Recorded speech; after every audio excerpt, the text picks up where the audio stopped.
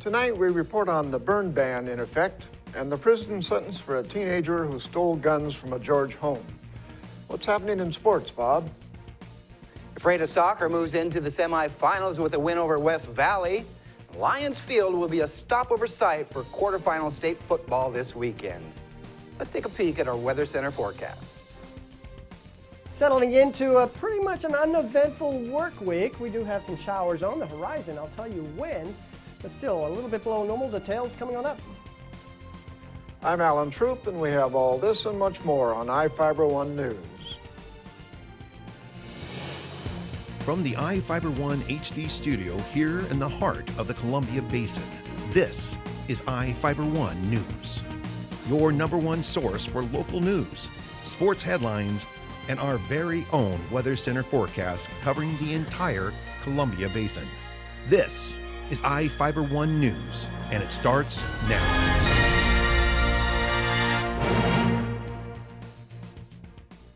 Grant and Adams County's residents won't be able to burn items outside or use uncertified wood-burning stoves until tomorrow. The State Department of Ecology is finishing a 2-day burn ban at 10 a.m. on Tuesday.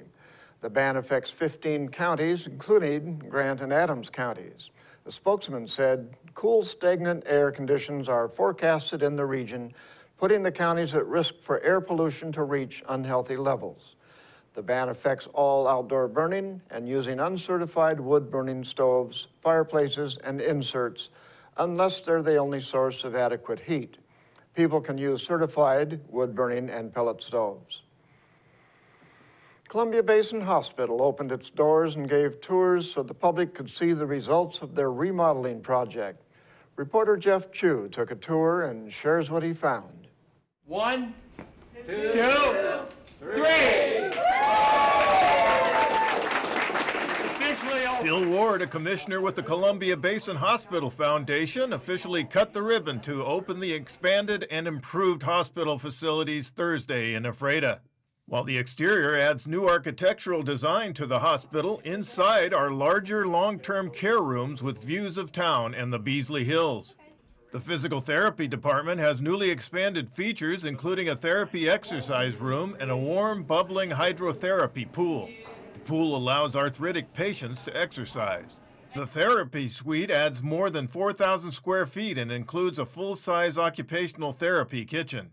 I love the physical therapy department. I think it's going to take us into a direction of rehabilitative care that is going to be very necessary in the years to come. The first phase of the 2-year, $13 million project added a new wing that was opened in September last year. It replaced 25 single-occupancy hospital rooms that were originally built in the 1950s.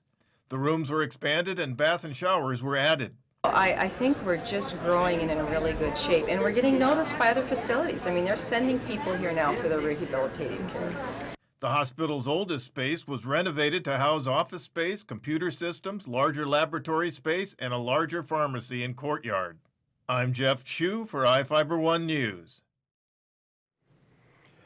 People can see the two Moses Lake Irrigation and Rehabilitation District Director candidates on Tuesday afternoon. The Moses Lake Chamber of Commerce and Vision 2020 Candidates Forum starts at 1:30 p.m. at the Chamber's offices, located at 324 South Pioneer Way in Moses Lake. Director Chris Dexter is seeking to serve the remaining portion of the term after he was appointed to replace Ken Kernan. He is being challenged by Tony Bennett, a fellow applicant for the position Kernan left. The winner will serve the remaining year of Kernan's term before needing to run again. Each candidate will have a 3-minute opening statement and be asked a series of prepared and audience questions.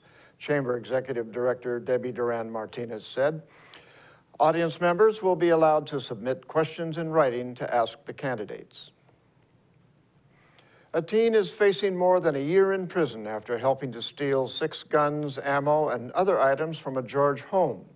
Colton Smith, a 17-year-old George boy, pleaded guilty in Grant County Superior Court to burglary and theft and was sentenced to 1 year and 9 months in prison.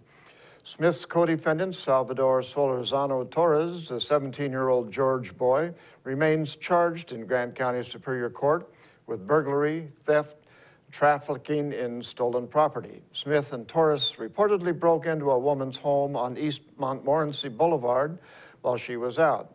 They allegedly reached through a dog door and unlocked the back door. The boys reportedly stole 2 rifles, a shotgun, and 3 pistols, along with ammo, binoculars, and a camera. And now we take a look at people being sought by law enforcement. This is Sheriff Tom Jones with the Grant County Sheriff's Office. Each of the people you see here have a warrant for their arrest. If you see any of these people, we ask you do not attempt to detain or apprehend them, but call us at 509-762-1160 or send us an email at crimetips@co.grant.wa.us. If the person is presenting a danger, call 911. With your help, we can bring these people to justice and make our community safer. We'll be right back after this.